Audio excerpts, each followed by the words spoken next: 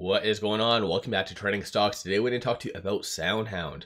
I want to go over some of the current data points, break it down on what's been coming out associated to the company itself, and what the latest round of 13Fs is indicating. Before I get into any of that though, make sure to hit that thumbs up, and with that, let's get right to it. So based on my last video, a lot of the data points were signaling that SoundHound was going to break out.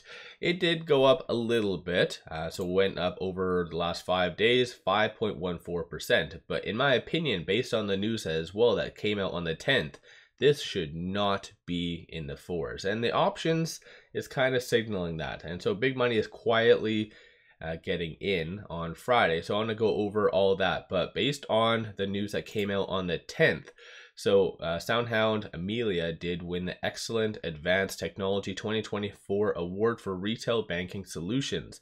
So this news, the broader market is expanding, right? And plus, a lot of the good data points have really validated people's appetite for risk. And you can kind of even see that right here as well. So the fear and greed index is under the greed category, possibly moving to the extreme greed early next week. So once again, people's appetite for risk is on the table. This news alone should have propelled it to the 5s, 6s, or possibly even 7s.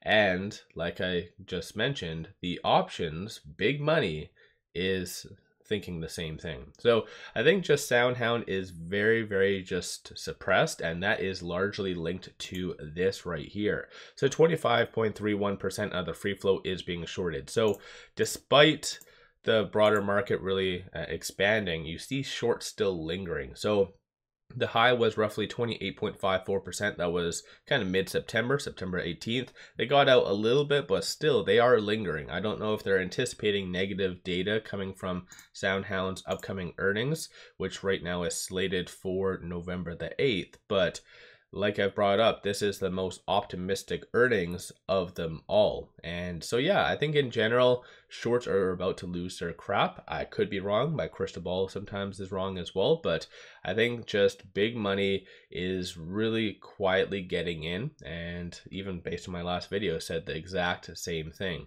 Potentially even a 25 basis point cut for the November 7th meeting will also really help propel a lot of growth stocks such as SoundHound higher. And so right now, there is an 89.5% likelihood of that 25 basis point cut. And even now, it is projecting another 25 for the December 18th meeting. So I think bigger and better things are going to be coming if you can weather the manipulation behind the scenes with SoundHound. But aside from that, there hasn't been any new SEC filings, as you can kind of see. So no new Form 4s since I last brought this up. So that's kind of a good thing. Aside from that though, So this is all the options that was done on Friday. 1.05 million in calls, 6.15 million in puts. 86% of all the options being done on Friday were bullish. So this is why I said big money is quietly and secretly getting into SoundHound and is very bullish. But let's look at this, because on Friday between 12:10 and 12:15, there was 3.8 million in premiums. So clearly not your neighbor, not retail investor. That was big money. And even the one before that as well, that was 813,000. But let's take a look at that, right? So let's pull this up, organize it based on premium. And so you do see the two transactions were both puts, $6 puts, which were sells. And you can tell that based on the side it is indicating on. And the actual expiry dates are very short-term ones. So big money is putting, for instance, 1.95 million and 1.73 million on that SoundHound is going to be above $6 by October the 18th. So this upcoming Friday, as well as November the 15th.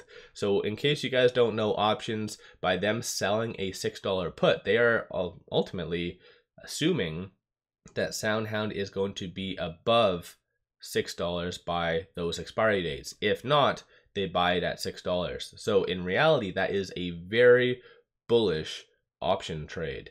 So yeah, once again, you guys do with what you will with this information, but even if you kind of look here, which I've brought up in my last video, based on the bid, the ask, and the selling price, these are all the transactions occurring on the secondary market above $100,000. And over the last several trading days, big money has been buying, not one sell whatsoever. So these are all the transactions from Friday. These are all the transactions being done on Thursday, even the previous day, and so forth. Last transactions that were sells were on the 7th. But honestly, big money is buying, and this is the negative side of retail. No offense to a lot of people, but they just have a lot of emotions, because if they see a lot of stocks just running up and SoundHound being flat, they get very discouraged and possibly even sell. And based on the latest round of 13F, so I'll pop over to 𝗖𝗢𝗡𝗘𝗧𝗧 and give you guys an overview of that. So 13Fs are disclosures to the SEC on what their positions are. So within Q3, or as of right now, there is 89.99 million shares held by institutions, 7.55 by strategic entities, and 228.45 million by other. So essentially, retail does own the float, but retail did go down 10.07% in Q3, and institutions went up 33.58. So big money was buying. And of course, as I mentioned, if retail does own the float and they're the ones that are kind of panic selling, that's your explanation on exactly why it's been suppressed. Plus, you kind of add in some manipulation coming from shorts, but right now 70.08% is held by retail. So this is your kind of answer on exactly why SoundHound is really not doing all the, and why it's not at the 6s or possibly even higher than that. But in my opinion, with institutions getting in, that is extremely bullish as well. It kind of adds good support levels, and this is why it hasn't really broken away from that $4 range. So long term, a higher amount of institutions does typically result in higher stock performance. Retail, nothing wrong with retail owning, but I think it needs to get back down to probably around the 30% range. So we'll wait and see what happens in Q4 if retail still does continue to sell and just is discouraged. But yeah, let me know you guys' thoughts on that in the comments below.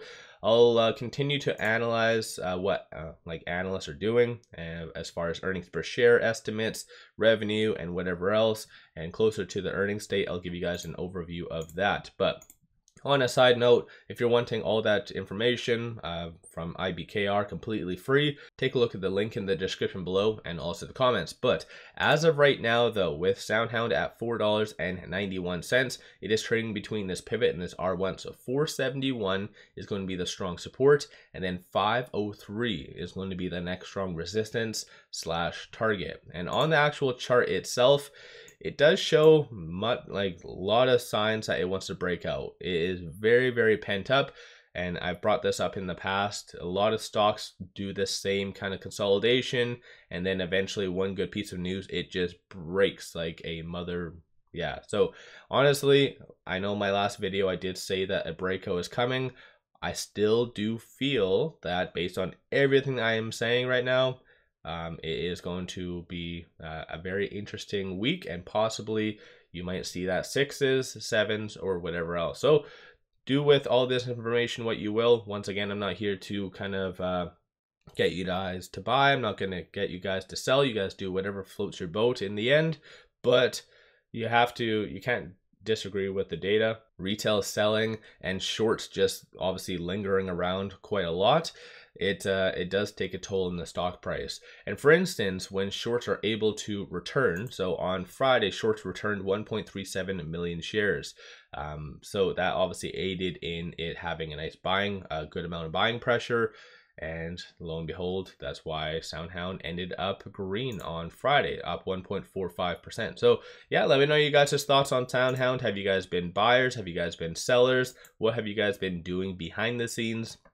Two things I want to share with you Over and above all that, take advantage of this promo. It does give you 5 free stocks. Each stock is valued up to $2,000, so this is free stock. You might as well take advantage of that. Link to that is in the description below and also the comments as well.